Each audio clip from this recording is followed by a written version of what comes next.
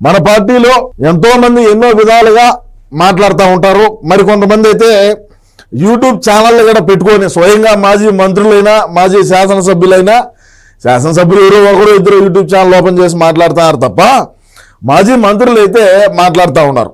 వాళ్ళలో మన రాంబాబు అన్న, మన అమ్మని రాంబాబు అన్న ఒక యూట్యూబ్ ఛానల్ పెట్టి 3 కెమెరాలు పెట్టి పెద్ద లైటింగ్ పెట్టి మైకులు తెచ్చి పెద్ద కథ అయితే చేస్తున్నాడు. కానీ రాష్ట్రంలో ఉండే ప్రజానికి ఎవరు దేకడంలా. సో అందుకని ఈయన ఏం చేస్తాడు, వేరే ఉండేది ఒక ఎడిటరు, ఆ ఎడిటర్కి డబ్బులు ఇచ్చినాము, ఆ తమ్నెయిల్ చేసేదంటే ఫోన్లోనే చేస్తున్నాడు అని బాగా చేయలేదు. మరి నేను యూట్యూబ్లో బాగా కనపడాలా, యూట్యూబ్లో ఎవరైతే అది శివరాజు కావచ్చు, లేదంటే ఇంకొకటి కావచ్చు ఎవరినో ఒకరిని మనం నిరంతరం మాట్లాడుతూ ఉండాలా. మన సాక్షి ఛానల్ అంటావా ఒకరోజు అయితే 2 రోజులు అన్నది అమ్మటి రాంబాబు అన్న చేసినటువంటి కార్యక్రమాలు, కార్యక్రమాలు అంటే సాగుకు పోయినా బతుకు పోయినా ఇంకోసాట పోయినా కూడా వాళ్ళు కూడా ఏడులే, ఒకరోజు వచ్చే 4-5 రోజులు వేయరు. మన రాంబాబు అన్నకు నిరంతరం యూట్యూబ్లో కనపడాలనేటువంటి కోరిక ఉన్నది కాబట్టి 3 కెమెరాలు కొన్నాడు, అంతా వ్యవహారం ఉన్నది కాబట్టి నేనేం చెప్తానంటే రాంబాబు అన్నకు మన అంజనా ఉన్నది, సుక్కు ఉన్నది కాబట్టి వాళ్ళిద్దరిని దొడుకొని వచ్చి వంటల ప్రోగ్రాం పెట్టినావంటే నువ్వు వాడు టేస్ట్ చేసే చాలు. నీకు అర్థం కాలా, నువ్వేమే ఉల్లిపాయలు కోయి, లేదంటే పచ్చిమిరకాయలు కోయి, టమోటాలు కోయి అని నేను చెప్పలా. మగోడు కదా నువ్వు ఎందుకు వచ్చావు, అది కాదు విషయం.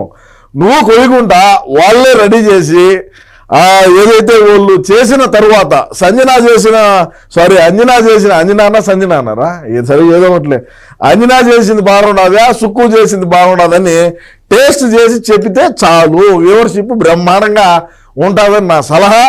నువ్వేమన్నా సరే ఏమన్నా కొనుక్కోలేకుండా ఉన్నావేమో, గ్యాస్ పాడయ్యి అవి కూడా నేనే ఇచ్చా నీకు పంపించా, పార్సల్ పంపించా. ఒరే ఇటు ఎత్తుకరా రైటా ఇదిగా గ్యాస్ ఇది సరే ఏదో ఒకటి ఇది పనిచేస్తుందా లేదో చూద్దాం ఉండు. ఎత్తుకోరా ఉన్నట్టు ఎత్తుకోరా అబ్బా, మన ఇంట్లో ఉండేటి జరుగుతా. చక్కెరగడ ఎత్తుకోవచ్చారా, టీపూడి ఏంది హార్లిక్స్ అని ఉండదు పైన, ఇదేందో లోపల ఇది వచ్చారా. సరే వచ్చిందా అంజనమ్మ, పిలుసు ఆమెను కూడా ఇంకో ట్రైనింగ్ ఇద్దాం, ఎట్లా చేయాలా ఏంది ఎట్లా అనేది. ఏమ్మా బాగున్నావా?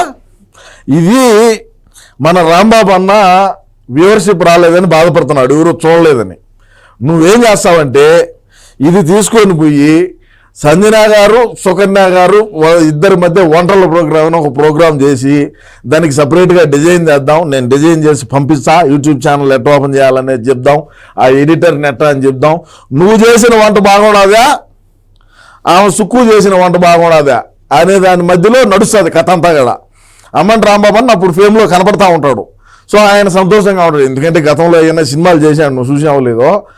నీకు నేనేం చెప్తానంటే చేపల పులుసు పెట్టు, నాన్ వెజ్ ఇది దాన్ని ఏమంటారు పప్పు పులుసు పెట్టు, లేదంటే ఇంకొకటి చేయి. నువ్వు చేసిన వంటలో ఆయన రుచి చూసి రాష్ట్ర ప్రజాన్ని కానీ తెలియజేస్తాడు, మా సంజన ఈ విధంగా వంట చేసింది. నేను ఇంకొకటి చెప్తున్నా, ముందుగానే షుగర్ పేషెంటు మీరు చక్కెర ఎక్కువ వాడద్దు. నువ్వు టీ పెట్టేటప్పుడు కూడా చక్కెర తక్కువ గబ్బి, యూరిక్ యాసిడ్ ఉన్నది, ఎక్కువ నాన్ వెజ్ తినకూడదు. టయానికి గోళీలు ఇచ్చి కొద్దిగా జాగ్రత్తగా చూడండమ్మా, నేను చెప్తాను నీకు ఎట్ట చేయాలని. సరేమ్మా మంచిదైతే. ఆమె రాలేదా, సుక్కు రాలేదా, ఎన్ని పనులు ఉన్నాయో. సరే ఎందుకులే మనకి ఎందుకునా. సరే ఏది ఏమైనప్పటికీ కూడా రాష్ట్ర ప్రజలారా, నేను ఇచ్చినటువంటి సలహా ఎంత మేరకు పనిచేస్తుంది లేదా పనిచేయదా అనేది మీ అభిప్రాయాన్ని అయితే కామెంట్లో చెప్పండి బా. నమస్కారం. నిన్న విజయసాయి రెడ్డి మద్యం కుంభకోణంలో విచారణకు హాజరవడం జరిగింది. ఆయన్ని ఏం ప్రశ్నలు అడిగినారు, ఏంది కథ ఏందని ఆంధ్రజ్యోతిలో వచ్చినటువంటి ఒక కథనం ఏందో దీన్ని మనం కూడా ఒక పరిశీలన చేద్దాం. ఎందుకంటే విజయసాయి రెడ్డి గతంలో మన పార్టీలోనే ఉన్నాడు, బయటికి పోయినాడు, ఓకే అది వేరే సంగతి. ప్రస్తుతం అయితే ఆయన ఇప్పుడు ఏదో మాట్లాడుతున్నాడు, మరి అన్నను ఏమన్నా మెంగబెట్టే పనులా ఎట్లా అనేది ఒకసారి చూద్దాం. ఆనాడు లిక్కర్ పాలసీలపై జరిగిన 2 సమావేశాలకు వెళ్ళాను. హైదరాబాద్ విజయవాడలో జరిగిన ఈ భేటీల్లో రాజ్ కిషన్ రెడ్డి, అదేవిధంగా ఎంపీ మిథున్ రెడ్డి ఇంకొకరు పాల్గొన్నారు.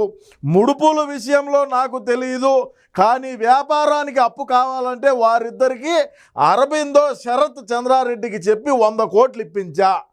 మనం ఇన్ని రోజుల నుంచి పార్టీకి పనిచేస్తున్నామే, 1 రూపాయి బిల్లు ఇచ్చినారా మనక, 100 కోట్లు అప్పిప్పించినాయంట. అప్పుల పాలయ్యి నాశనం అయిపోయినామేడ. ఏదోలే సరే, ఓకే. విజయసాయి రెడ్డి ముందస్తు బెయిల్ ఇవ్వండి, అరెస్ట్ నుంచి కాపాడండి, దర్యాప్తుకు సహకరిస్తా, కోరినప్పుడు అందుబాటులో ఉంటా హైకోర్టులో కసిరెడ్డి పిటిషన్ వేశాడు. ఓకే. వాళ్ళ ఆయన కసిరెడ్డి వాళ్ళ ఆయన ఏం మాట్లాడినాడో చూద్దాం. మీ అబ్బాయిని రమ్మనండి, విచారణకు సహకరిస్తే మీకేం మంచిది. రాజ్ కసిరెడ్డి తండ్రి సిట్టు సూచన, తండ్రికి సిట్టు సూచన, కొడుకు ఆచూకీ తెలియదన్న ఉపేందర్ రెడ్డి చివరికి తాను వంతు ప్రయత్నం చేస్తానని వెల్లడి. ఓకే, ఇప్పుడు చూద్దాం అసలు కథ ఏందనేది. సూత్రధారి కసిరెడ్డి, సూత్రధారి జగనన్నే. ఈ కసిరెడ్డి ఎవరైతే ఉంటారో, కసిరెడ్డి కేవలం కసిరెడ్డి బొమ్మను ఆడ ముందు పక్క పెట్టి వెనక నుంచి ఆట ఆడిచ్చింది ఎవరు? మిథున్ రెడ్డి, జగనన్న. వీళ్ళిద్దరే ఇక్కడ ఆడిచ్చింది. సూత్రధారి ఎవరు?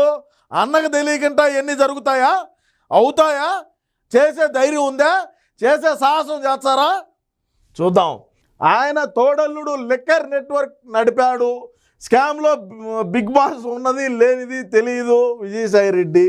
అదేవిధంగా వ్యాపారం చేసుకుంటామంటే అరవిందోకు చెప్పి కసిరెడ్డి మిథున్ రెడ్డికి 100 కోట్లు అప్పుగా ఇప్పించా, నాడు ప్రోత్సహించినందుకు బాధపడుతున్నా. హైదరాబాద్, విజయవాడలో లిక్కర్ సమావేశాలు హాజరైన మిథున్ రెడ్డి, వాసుదేవరెడ్డి, సత్యప్రసాద్, కసిరెడ్డి, సజ్జల శ్రీధర్ రెడ్డి. ముడుపుల విషయంలో నేను చెప్పలేను, సిట్కో అంతా చెప్పేశా, పిలిస్తే మళ్ళీ వస్తానని చెప్పా. మీడియాకు మాజీ ఎంపీ విజయసాయి రెడ్డి వెల్లడి. ఇప్పుడు ఏంటంటే విజయసాయి రెడ్డి కేవలమే కాదు, విజయసాయి రెడ్డి ప్రధానంగా ఫస్ట్ రాజారెడ్డి గారి కానించి విజయసాయి రెడ్డితో మనకు సంబంధాలు ఉన్నాయి. జగనన్న విజయసాయి రెడ్డిని పక్కన పెట్టినాడా, పక్కన పెట్టలేదా అనేది మీ అభిప్రాయాన్ని తెలియజేయండి. నేనేం చెప్తానంటే, ఈయన సిట్టోళ్ళకి ఏమి చెప్పినాడో, వాళ్ళు ఏం విన్నారో, జగనన్నకి సంబంధించి ఏం ప్రశ్నలు వేశారో, మరి దాన్ని రాష్ట్ర ప్రజలకు ఏమి అర్థమవుతుందో, మరి అన్న ముందుగానే 11 సంవత్సరాల నుంచి బెయిల్ మీద ఉన్నాడే, మరి ఇట్లాంటివన్నీ కూడా బయటికి లోడ్ ఏమన్నా అన్న కిందకి ఏమన్నా నీళ్ళు వచ్చాయా? సరే, దాంట్లో ఏ తప్పు చేయకంటే ఏమీ చేయకుండా ఉంటే ముందస్తు బెయిల్ వేయండి, అరెస్ట్ నుంచి కాపాడండి అని కసిరెడ్డి ఎందుకు చెప్తాడు? మరి మిథున్ రెడ్డి విచారణకు హాజరుగామన్నారు, మరి మిథున్ రెడ్డి పోయి ఏం చెప్తాడు? ఈ అన్నీ కలిపి ఏమన్నా అన్న కొత్త కిందకి ఏమన్నా నీళ్ళు వచ్చాయా ఏందనేది మీ అభిప్రాయాన్ని అయితే తెలియజేయండి. నేను ఒకటే తెలియజేస్తున్నా రాష్ట్ర ప్రజలారా, ఇటువంటి కేసులు, ఇటువంటి విచారణలు, అన్న జైలుకు పోయినా ఏది ఏమైనప్పటికీ మనం ఖచ్చితంగా అన్నను ముఖ్యమంత్రిని చేసుకొని మళ్ళా మనం ఈ కండువా భుజాన్ని వేసుకొని తిరిగేదాకా సీమరాజా పోరాటం ఆగదు. నా ఈ పోరాటంలో మీరందరూ కూడా సహకరిస్తారని కోరుకుంటూ నమస్కారం.